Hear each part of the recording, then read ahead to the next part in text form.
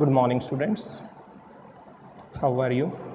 And I hope that you have done the previous work. Well, today we are going to start your chapter number 2 from your book Hornbill. We are not afraid to die if we can all be together. And the author of this chapter, Gordon Cook and Alan East. The title कि we are not afraid to die if we can all be together, it suggests a lot of things. ये जो title है ये हमें काफ़ी सारी चीज़ें बताता है कि यानी आगे हमें किस तरह की स्टोरी जो है वो पढ़ने को मिलेगी। और जो आपका टाइटल है, अगर हम इसके मीनिंग की बात करते हैं तो we are not afraid to die, कि हम मरने से नहीं डरते if we can all be together, कि अगर हम सारे इकट्ठे हैं, साथ में हैं। And this statement has been made by a very young boy. Later on in the story you will come to know that what kind of situation actually are they facing at that time and how motivating this statement was for everyone. So let us start reading the chapter. And as I have asked you earlier that be in habit of writing the word meanings, so I hope that you have done so. And if you have done so, it will help you while we are reading this chapter.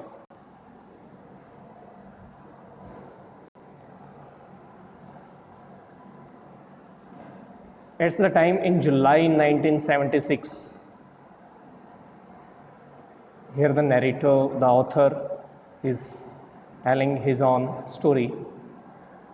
In July 1976, my wife Mary, son Jonathan, who was 6 years old, and daughter Sujane, who was 7-year-old at that time, and I set sail from Plymouth, England, to duplicate the round the world voyage made 200 years earlier by Captain James Cook. तो देखिए यहाँ author जो है in the very beginning बात करता है, वो इस जुलाई का समय है, 1976 का समय है, और ऑथर जो है वो अपनी वाइफ के साथ, जिसका नाम मैरी है, एक 6 वर्षीय उसका बेटा है जॉनथन, उसकी बेटी सुजेन जो 7 साल की है उस समय, set sail from Plymouth. Plymouth England में एक जगह है, वहाँ से जो है ये they set sail started a sea voyage, समुद्री यात्रा की शुरुआत करना. सेट सेल इट मीन्स कि वो अपनी समुद्री यात्रा की शुरुआत करते हैं. And what was the motive? That was to duplicate करना, कॉपी करना, यानी कि जिस किसी ने ऐसा कुछ पहले किया हो उसी चीज़ को दोहराना, उसी चीज़ की नकल करना. और क्या किया गया है पहले? राउंड द वर्ल्ड वॉयज, कि पूरे वर्ल्ड का जो चक्कर लगाया गया है, जो समुद्री यात्रा रही है, जो लगभग 200 साल पहले कैप्टन जेम्स कुक ने की थी. This family wanted to repeat that, ये उसको जो है रिपीट करना चाहते हैं. इसके बाद फिर थोड़ा आगे अपना इंट्रोडक्शन देता है. For the longest time Mary and I, a 37-year-old businessman, had dreamt of sailing in the wake of the famous explorer, and for the past 16 years we had spent all our leisure time honing our seafaring skills in British waters. और author जो है हमें बताता है कि ये काफ़ी लंबे समय से जो है इस काम में अपनी वाइफ के साथ मिलकर के लगा हुआ था. और जो ऑथर है he was a 37-year-old businessman. उसका सपना है कि जो फेमस एक्सप्लोरर रहा है उसकी याद में, उसको फॉलो करते हुए, यानी जैसे उसने किया था वैसे ही ये भी उस यात्रा को दोहराए, ये भी वैसा ही करे. और पिछले 16 सालों से इन्होंने अपना सारा लेजर टाइम कि जो समय इन्हें एंजॉय करना चाहिए था, जो इनके पास फ्री टाइम था, उस समय को इन्होंने कहाँ लगाया है? Honing our seafaring skills in British waters. British waters कि जो इंग्लैंड के पास में जो समुंदर है, जो उसके वहाँ जो है इन्होंने अपनी स्किल्स को शार्प किया है. जो सी फारिंग स्किल्स हैं, सी फारिंग कि सी में ट्रैवल करने के लिए जिन कलाओं की आपको ज़रूरत है, जिन चीज़ों में आपको जो है बहुत अच्छा होना चाहिए, किस तरह की परेशानियां आपके सामने आ सकती हैं, उन चीज़ों को लेकर के जो है इन्होंने अपनी स्किल्स को शार्प किया है, अपनी ट्रेनिंग की है, उन चीज़ों को इन्होंने सीखा है। और समय देखिए आपकी 16 साल से ये जो हैं दोनों हस्बैंड वाइफ इस चीज़ की तैयारी में लगे हुए हैं। Our boat, Wave Walker, a 23-meter, 30-ton wooden hulled beauty, had been professionally built, and we had spent months fitting it out and testing it in roughest weather we could find. और उसके बाद बात करता है यानी कि वहाँ जाने के लिए जो सबसे ज़रूरी चीज़ है बोट, और इन्होंने अपनी बोट का नाम रखा है वेव वॉकर। उसको डिस्क्राइब किया गया है 23 मीटर उसकी जो है वो लेंथ है, उसका जो वेट है that was 30 ton wooden hulled beauty. Hulled beauty जो वर्ड यूज़ किया गया है ये उसकी सुंदरता को दिखाने के लिए, यानी कि किस तरह से इन्होंने जो है प्रोफेशनली उसको बनाया है। ऐसा नहीं है कि जो मतलब सिर्फ शौक के लिए किसी चीज़ को किया जाए, कि एक प्रोफेशनली जो मुश्किल से मुश्किल स्थितियों में सरवाइव कर सके, जो सारी चीज़ें ज़रूरत की हैं वो चीज़ें, और इन्होंने महीनों गुजार दिए हैं उसकी फिटिंग विटिंग को लेकर के, उसको पूरी तरह से टेस्ट करने को लेकर के। यानी कि इन्हें जो रफ से रफ वेदर मिला, जो बुरे से बुरा मौसम हो सकता था, उसमें इन्होंने उसको टेस्ट किया है कि वो हर तरह के मौसम में उनका साथ देगी, क्योंकि जो सी है that is known for its stormy weather. और दूसरी तरह तरह की जो परेशानियां वहाँ आती हैं उन चीज़ों के लिए जाना जाता है कि यानी समुद्र जो है बाहर से या बाहर खड़े होकर के देखने में जितना अच्छा दिखता है, उसमें अंदर जाना और वहाँ रहना, लंबे समय तक उसमें ट्रैवल करना, that is not an easy task. तो ये परिवार जो है जो 16 सालों से तैयारी कर रहा है और किस तरह से इन्होंने अपनी बोट को प्रिपेयर किया है, उस चीज़ को लेकर के कैसे क्या कुछ किया है, वो सारी चीज़ें। The first leg of our plan 3 year कि जो इनकी प्लानिंग का जो पहला हिस्सा है, जो फर्स्ट फेज़ है, और उसमें इन्होंने जो है कितना डिस्टेंस 105,000 किलोमीटर जर्नी जो है they passed pleasantly as we sail down the west coast of Africa to Cape Town. उस जर्नी को इन्होंने बड़े आराम से, यानी कि वहाँ ऐसी कोई घटनाएं घटित नहीं हुई, बहुत ज़्यादा मुश्किलें नहीं आई, बड़ी प्लीजेंटली जो है इन्होंने उस जर्नी को 105,000 किलोमीटर की जो है इन्होंने गुजार दिया उसे। और इन्होंने सेल किया कहाँ, इंग्लैंड से, वहाँ से स्टार्ट करके, और जो नीचे वेस्ट कोस्ट है अफ्रीका का, केप टाउन का, वहाँ तक ये लोग जो हैं पहुँच गए हैं। देयर बिफोर हेडिंग ईस्ट, और वहाँ से फिर वो आगे ईस्ट में जो है आगे बढ़े ईस्ट की तरफ। वे took on to crewman. Crewman जो दूसरे व्यक्ति जो हैं उनको उसके ऊपर हेल्प करेंगे, शिप वगैरह के ऊपर जो व्यक्ति काम करते हैं प्रोफेशनली, उन लोगों को, 2 लोगों को हायर किया जाता है वहाँ से। एक अमेरिकन है लैरी विजिल और दूसरा स्विस है Herb Segler, to help us tackle one of the world's roughest seas, the southern Indian ocean. और इन 2 व्यक्तियों को हायर करने का जो मेन पर्पज़ है, क्योंकि अब इन्हें उस सी में एंट्री करनी है जो वर्ल्ड का रफेस्ट सी माना जाता है, southern Indian ocean.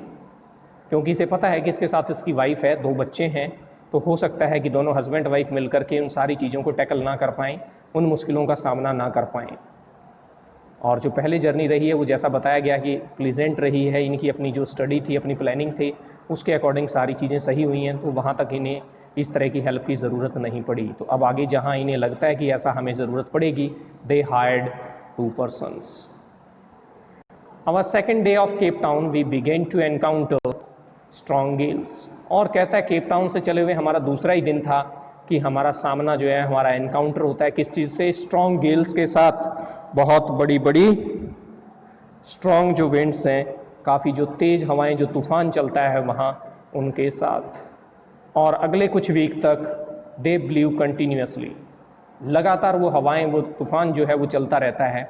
Gales didn't worry मी, तो ऑथर कहता है कि जो गेल्स थी, जो स्टॉर्म था, स्ट्रॉन्ग विंड्स थी, उन्होंने मुझे बिल्कुल भी चिंतित नहीं किया, बिल्कुल भी मुझे परेशान नहीं किया। But the size of the waves was alarming up to 15 metres as high as our main mast. कहता है लेकिन जो सबसे ज़्यादा चीज़ हमें बार बार अलार्म कर रही थी, चेता रही थी, चेतावनी दे रही थी, वो उन वेव्स का साइज़ था। यानी कि जिस तरह से जो समुद्री लहरें ऊपर उठती हैं और फिर नीचे जिस तरह से गिरती हैं, तो वो जो हाइट है उनकी 15 मीटर, और 15 मीटर इट मीन्स लगभग 50 फीट कि आपकी एक 5 मंजिला जो इमारत होती है, इतना ऊंचा जो है उस इनकी बोट का जो है वो मास्ट था। मास्ट जो एक लंबे से पोल के ऊपर जो है शिप वगैरह के लिए कि वो प्रॉपरली सेल करे, और उसके ऊपर एक वो जो कैनवस वगैरह जो लगाया जाता है उसकी हाइट इतनी थी, वहाँ तक इतनी हाइट की जो है 50-50 फीट की हाइट तक की लगभग जो है इनके वेव्स जो हैं वो उठ रही थी। समुद्री लहरें जो थी वो इनको बार बार अलार्म कर रही थी, चेतावनी दे रही थी कि कुछ ना कुछ और ज़्यादा मुश्किल समय जो है वो आने वाला है। December 25th found us 3,500 kilometre east of Cape Town. 25 दिसंबर को ये केप टाउन से ईस्ट डायरेक्शन में 3500 किलोमीटर की दूरी पर थे। Despite atrocious weather we had a wonderful holiday complete with a Christmas tree. और कहता है हालांकि जो वेदर है दैट वाज एट्रोशियस, एट्रोशियस काफ़ी जो खतरनाक है, बहुत ज़्यादा डरावना मौसम, बुरा मौसम जिसे हम कहेंगे। कहता है ऐसा होने के बावजूद हमने जो है 25 दिसंबर, all we know that it's celebrated as a Christmas day, तो क्रिसमस ट्री वगैरह डेकोरेट करते हैं और हैं पूरी तरह से इनका मेन फेस्टिवल है, तो इन लोगों ने जो है पूरी तरह से इन्जॉय किया, पूरा हॉलीडे जिस तरह से मनाया जाना चाहिए they did it. New year's day saw no improvement in the weather. और कहता है न्यू ईयर का दिन भी आ गया लेकिन जो वेदर था उसमें किसी तरह की कोई इम्प्रूवमेंट नहीं, कोई सुधार नहीं हुआ। But we reason that it had to change soon. कह रहा लेकिन हमारे पास अपना लॉजिक था, इनकी अपनी कैलकुलेशंस थी कि ये जो है चेंज होगा, अब इसने अवश्य ही चेंज होना है। And it did change. और कहता है वास्तव में ये बदला भी, चेंज आया भी मौसम में। किसके लिए? लेकिन ऐसा नहीं है कि वो अच्छा हो गया, बट फॉर द वर्स, कि जो पहले बुरा था उससे भी बदतर हो गया, उससे भी ज़्यादा बुरा हो गया। It was the change. At dawn on Jan 2 the waves were gigantic। और कहता है 2 जनवरी की जो अर्ली मॉर्निंग का टाइम है, बिफोर सनराइज का जो समय है, उस समय जो वेव्स थी वो और ज़्यादा विशालकाय थी। गिगेनेटिक काफ़ी बड़ी, जो ह्यूज के लिए वर्ड यूज़ किया जाता है, तो वेव्स जो है और ज़्यादा बड़ी हो गई। We were sailing with only a small storm jib and was still making 8 knots. 8 knots ये स्पीड बताई गई है कि जो इनकी बोट की स्पीड है उस समय सी में, नॉट्स में जो है वो स्पीड वगैरह को जो है मेज़र किया जाता है। और कहता है हम जो है किसके साथ सेल कर रहे थे? एक स्मॉल स्टॉर्म जिब। स्टॉर्म जिब इन्होंने वो जो लिया हुआ है स्मॉल सेलिंग, यानी कि जिस तरह से अभी आपको पहले बताया था कि वो एक लंबे से पोल के ऊपर वो जो कैनवस सा लगा दिया जाता है ताकि वो उसको सेल करने में उसके लिए हेल्प करे। लेकिन इनके पास जो है अब स्टॉर्म था, काफ़ी तूफानी मौसम है, तो उसके अनुसार जो उन्होंने एक स्मॉल स्टॉर्म जिब यूज़ किया हुआ है कि उसके अकॉर्डिंग जो है ये, अगर अदरवाइज वो ज़्यादा बड़ा होगा तो उसके ऊपर हवा का प्रेशर ज़्यादा होगा और ज़्यादा मुश्किलें आएंगी आगे बढ़ने में। तो लेकिन अब एक स्मॉल स्टॉर्म जिब के साथ जो है ये आगे बढ़ रहे थे, और उसके बावजूद इनकी स्पीड, यानी कि स्मॉल स्टॉर्म जिब के साथ इतनी नहीं होनी चाहिए, लेकिन उसके बावजूद इनकी जो स्पीड थी दैट वाज 8 नॉट्स। और कहता है जैसे ही जो शिप था हमारा हर एक वेव के साथ ऊपर रोज करता है, जैसे वेव समुद्र में ऐसे ऊपर और नीचे जाती है तो वो अपनी वेव जैसे ही ऊपर जाती है तो उसके साथ उस शिप को भी जो है ऊपर और नीचे इस तरह से जो है वो चलता है, बम्पिंग करते हुए। जिस तरह रोड्स के ऊपर कई बार इस तरह से बम्पिंग रोड हो तो गाड़ी भी इसी तरह से ट्रैवल करती है, तो वहाँ पानी के ऊपर वो जो बोट है उसका वो भी ऐसे ही ट्रैवल करता है, तो काफ़ी जो है ऊपर तक उसको उठा करके ले जाता है। तो कहता है हमें सिवाय एंडलेस एनॉर्मस सी के अलावा कुछ भी दिखाई नहीं देता, और वो भी कैसा दिखता है कि as it's rolling towards us, कि ये रोल करता हुआ घूमता हुआ हमारी तरफ आगे बढ़ता चला आ रहा है। And the screaming of the wind and spray was painful to the ears. और कहता है फिर जो हवा की चीख, यानी कि उसकी जो आवाज़ है हवा की वो, और साथ में थोड़ी बहुत हल्की जो बौछारें पानी वानी उसके साथ जो गिरता है, कहता है वो सारी चीज़ें अब हमारे लिए बड़ी, हमारे कानों के लिए बड़ी पेनफुल महसूस हो रही थी। To slow the boat down we drop the storm jib and lace the heavy mooring rope in a loop across the stern। और उसके बाद कहता है कि फिर हमने जो है स्पीड को डाउन करने के लिए जो स्टॉर्म जिब का यूज़ कर रहे थे उसको भी ड्रॉप कर दिया, उसको भी हटा लिया हमने, और जो हैवी रोप वगैरह उन्होंने अपने साथ ली हुई हैं ताकि इमरजेंसी के समय चीज़ों को बांध करके रखा जा सके और किया जा सके, तो वो सारी चीज़ें जो है बड़ी टाइटली स्टर्न के आसपास जो है उसके साथ में वो चीज़ें बांध दी जाती हैं। और इसमें देखिए कुछ एक जो है आपकी वो इससे रिलेटेड है, शिप वगैरह से रिलेटेड। स्टर्न होता है शिप का जो बैक वाला हिस्सा है, जो पीछे वाला हिस्सा होता है, उसके लिए वर्ड यूज़ किया गया है। ठीक है, काफ़ी बड़ी बड़ी मोटी मोटी रस्सियाँ जो हैं बांध दी जाती हैं। Then we double laced everything, कहता है उसके बाद हमने हर एक चीज़ को डबल, दो बार उस चीज़ को बांध दिया ताकि समुद्र में जिस अब भयंकर खतरे का ये सामना करने जा रहे हैं, जो इनको एक इंडिकेशन मिल रहा है उसके अकॉर्डिंग कि किसी भी तरह का नुकसान ना हो, अपनी चीज़ों को लूज ना करें। Went through our life raft drill.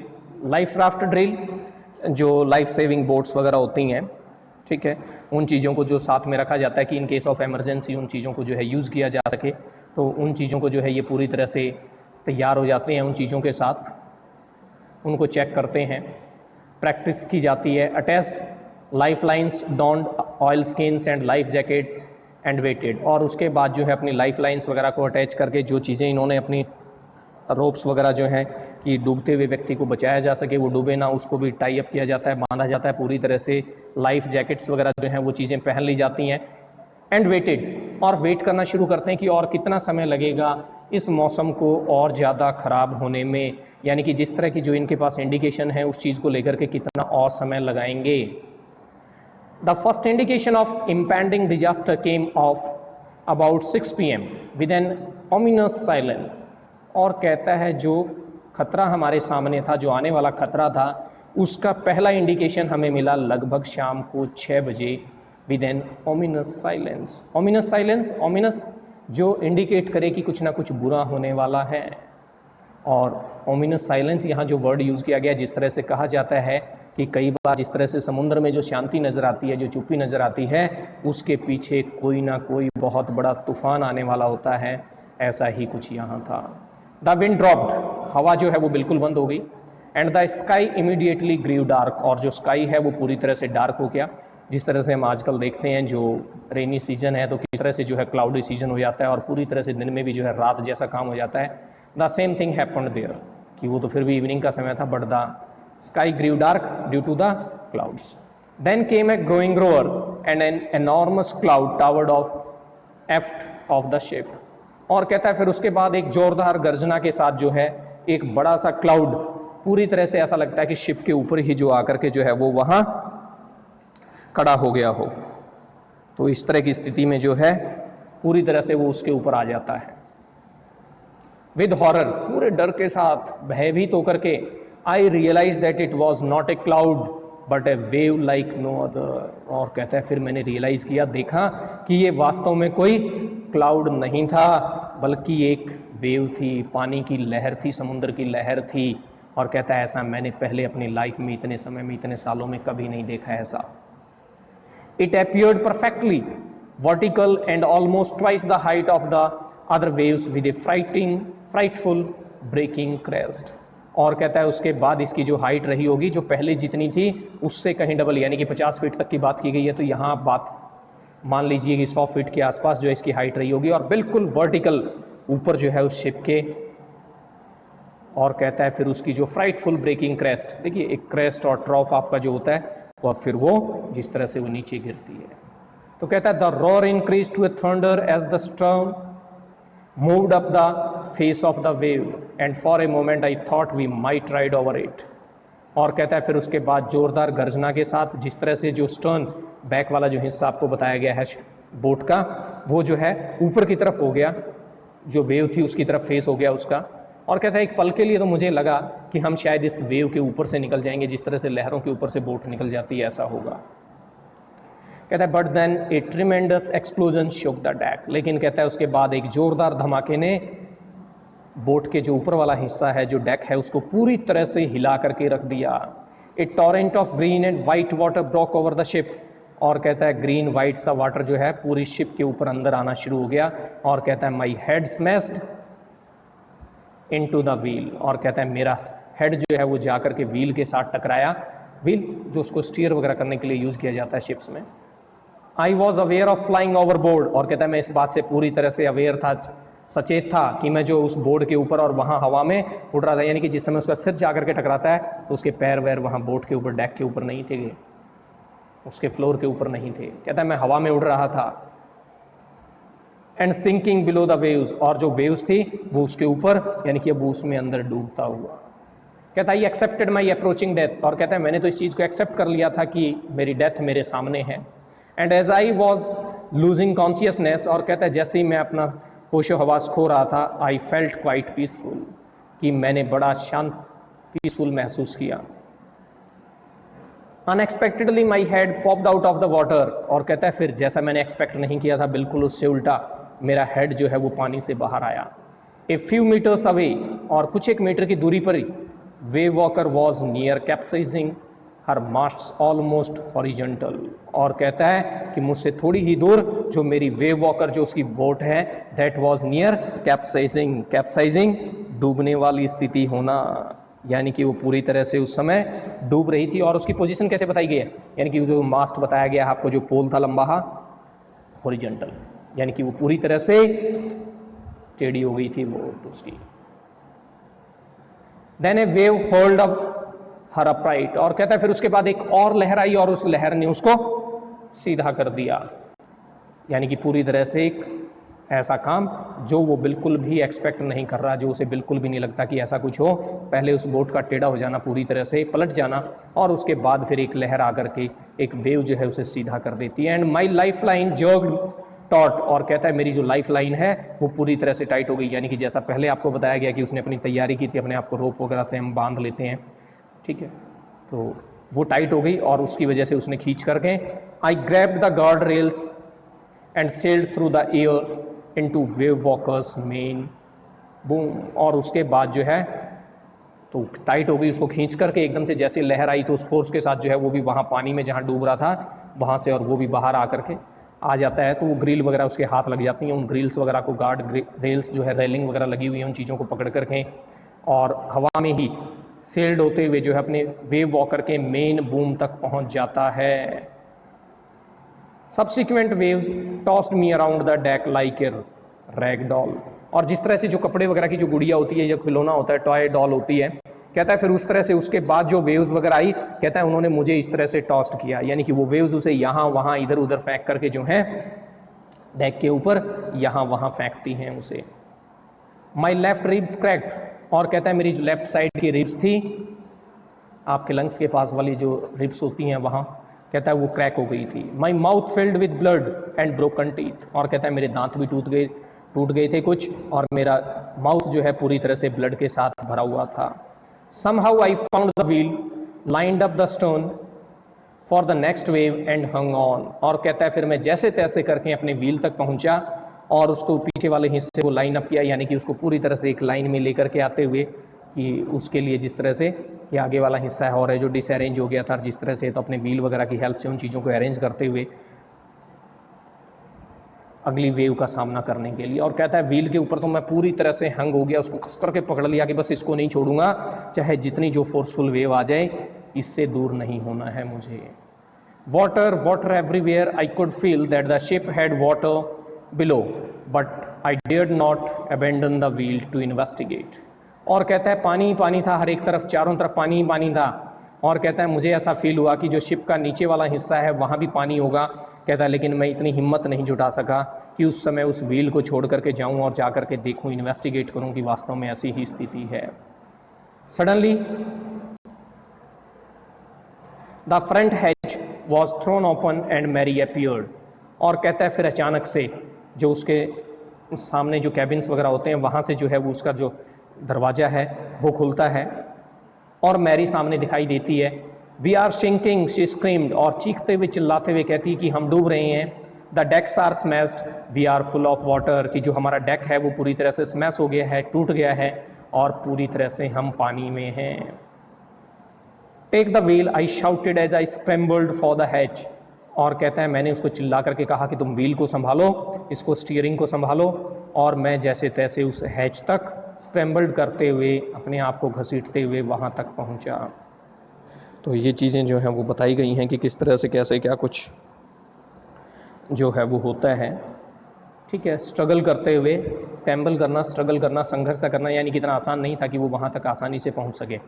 Larry and Herb were pumping like madmen, और कहते हैं लैरी और हर्ब वो दो व्यक्ति जिनको इन्होंने हायर किया था वहाँ तूफान का सामना करने के लिए, जिन लोगों को एज ए हेल्पर रखा गया था बोट के ऊपर, वो पागलों की तरह से पानी को पंप आउट करने में लगे हुए थे। जो पानी अंदर आ रहा था उस पानी को बाहर फेंक रहे थे। ब्रोकन टिम्बर्स, जो लकड़ी वगैरह के टुकड़े कुछ टूट गए थे, यानी कि वो इस तरह से क्रेजी एंगल्स पे हैंग कर रहे थे, टूटे हुए ऐसे लटके हुए थे कि वो किसी को भी चोट मार सकते थे, किसी को घायल कर सकते थे थोड़ी सी असावधानी के साथ। चोटग्रस्त हुआ जा सकता था। The whole starboard side bulged inwards, starboard side जो लेफ्ट साइड होती है बोट की उसके लिए यूज़ किया जाता है ये, sorry right side, not the left side, starboard side it's the right side.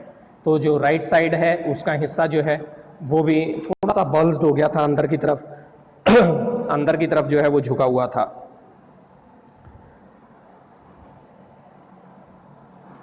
Clothes, crockery, charts, tins, toys sloshed about in deep water, और ये सारी चीज़ें वहाँ पानी में डूबती हुई, तैरती हुई उस पानी में इधर उधर बिखरी हुई थी।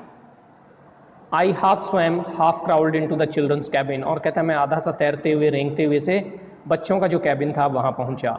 आर यू ऑल राइट, और जाकर के जो है ऑथर अपने बच्चों से पूछता है कि आप सभी ठीक हैं।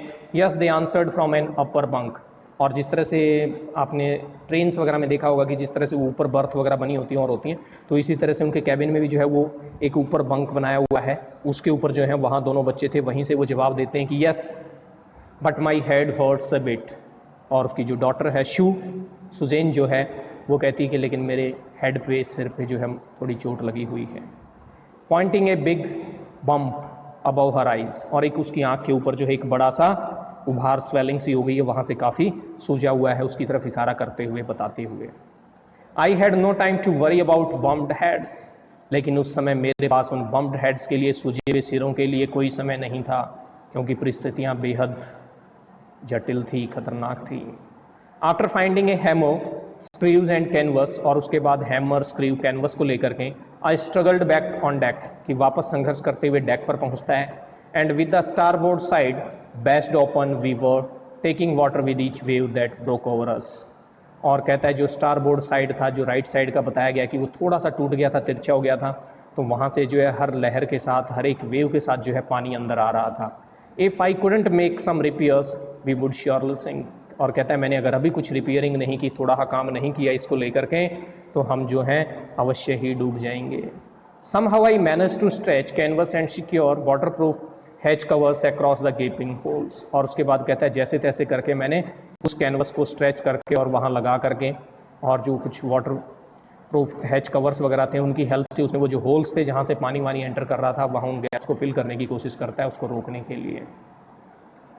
सम water continue to stream below, कहता है फिर भी कुछ पानी जो है वो नीचे से अंदर चला ही आ रहा था, क्योंकि इस तरह के रिपेयरिंग से जो ऐसा तो है नहीं कि वो परमानेंटली सारी चीज़ें सही हो जाएंगी, लेकिन but most of it was now being deflected over the side, कहता है लेकिन अब जो इसका ज़्यादातर हिस्सा था, यानी कि पानी की जो ज़्यादातर मात्रा थी वो उससे टकरा करके डिफ्लेक्ट हो रही थी, थोड़ा बहुत पानी था वो फिर भी अंदर आ रहा था।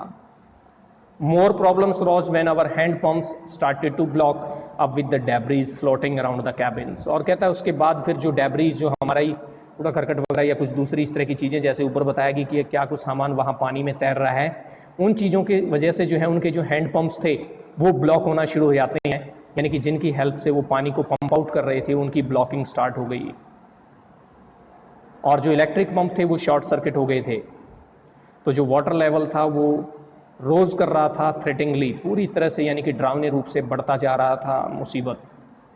Back on deck I found that our 2 spare hand pumps had been wrenched overboard along with the forestay sail, the jib, the dinghies and the main anchor, और कहता है फिर वापस मैं जब डेक पर आया तो मैंने वहाँ पाया कि हमारे जो 2 स्पेयर हैंड पंप्स थे, ठीक है, उनको लेकर के जो है कि वो थोड़े ही ट्विस्टेड हैं, मुड़े हुए हैं, वो शिप के ऊपर ही वहाँ रखे हुए थे, ठीक है, और वो किस चीज़ के लिए रखे हुए थे कि सामने जब हमने ट्रैवल करना है और कुछ इस तरह की छोटी मोटी कोई दिक्कतें आए तो इन केस ऑफ इमरजेंसी जो है उनकी हेल्प वगैरह से काम चलाया जा सके। जेब, डिंगीज एंड द मेन एंकर वगैरह जो ये चीज़ें हैं, डिंगीज होती हैं इनकी जो स्मॉल ओपन बोट्स वगैरह की बात की जाती है, जो ठीक है कि यानी कि मेन बोट को जहाँ ना ले जाया जा सके, जहाँ आप अपनी छोटी बोट से जब जिस समय इनको लंबे समय तक वहीं रहना है और कहीं आसपास में इधर उधर निकलना भी हो तो अपनी छोटी बोट की हेल्प से जो है निकला जा सके, यूज़ किया जा सके, या इन केस ऑफ इमरजेंसी उनको यूज़ किया जा सके, तो वो चीज़ें उनके पास थी, ठीक है। और उनका मेन एंकर जो उसको बोट वगैरह को टाई अप करने के लिए काफ़ी जो है हैवी मेटल वगैरह की एक रोप टाइप होती है, जो उसको टाई अप करने के लिए जो है पर्टिकुलरली जब वो कहीं स्टे करते हैं तो उस समय उसको बांध करके रखा जाता है, तो वो सारी चीज़ें हैं वहाँ।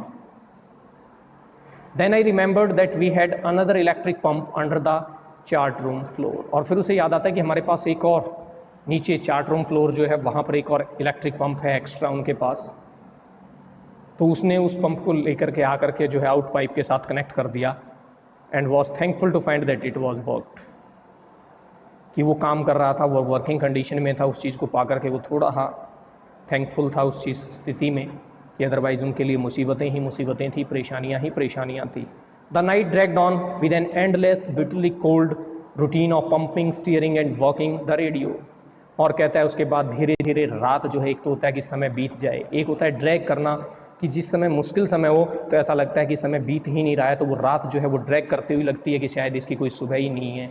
एंडलेस सी नाइट प्रतीत होती है, और वो ठंडी रात, सारा रात जो है वो लोग पंपिंग करते रहते हैं, पानी को बाहर फेंकते रहते हैं, स्टीयर कर रहे हैं अपनी बोट को, और रेडियो के ऊपर काम करते हुए सिग्नल विग्नल यहाँ जो है भेजे जा सकें, आसपास से कोई और हेल्प मिल सके या उस चीज़ के लिए। We were getting no replies to our mayday calls, और कहता है हमारी जो मे डे कॉल्स थी उनका हमें कोई रिप्लाई नहीं मिल रहा था। और जो मे डे कॉल्स होती हैं, ये कहा जाता है पर्टिकुलरली जो सी वगैरह में है, वहाँ ऑपरेटिंग जो सिस्टम है उसकी जो कॉलिंग की जाती है कंट्रोल रूम्स वगैरह में, या जो बड़े बड़े कुछ टावर्स होते हैं जहाँ से इस तरह के लोगों को कि भी इस समय कहाँ कौन है, किसकी क्या पोजीशंस हैं, उन चीज़ों के लिए। तो कहता है लेकिन हमें उन अपनी कॉल्स वॉल्स को लेकर के किसी तरह का कोई रिप्लाई नहीं मिला।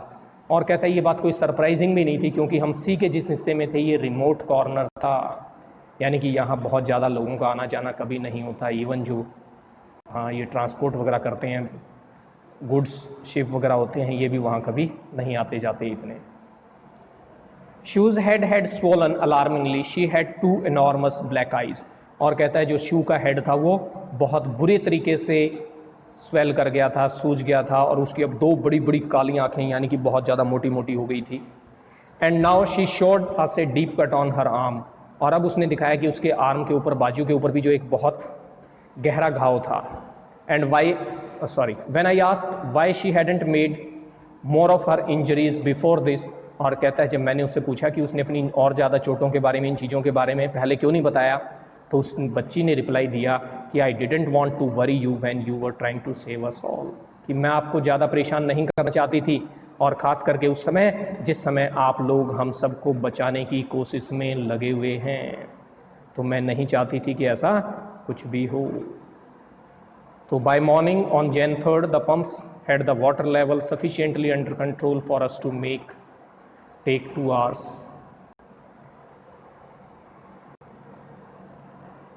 तो उस समय जो है